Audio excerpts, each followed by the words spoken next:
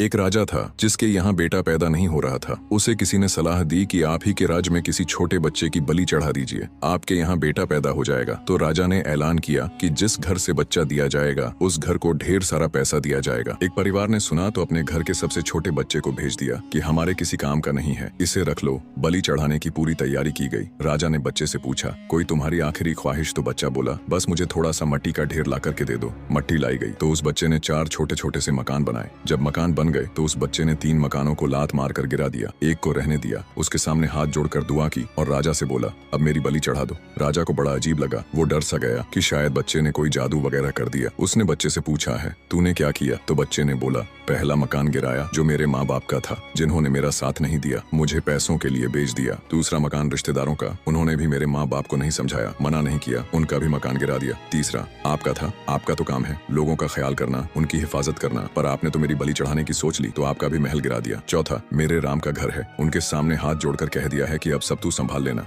राजा ने सुना तो गहरी सोच में पड़ गया कि कहीं ऐसा ना हो कि बलि देने के बाद भी मेरे यहाँ बेटा पैदा ना हो। तो उसने नम आंखों के साथ रोते हुए उस बच्चे को अपने गले से लगा लिया। और कहानी का मैसेज सिर्फ इतना कहता है कि उसके सजदे में झुक जाए, जिसके सजदे में झुकने से कोई आपका बुरा नहीं कर सकता। बोलो राधे राधे।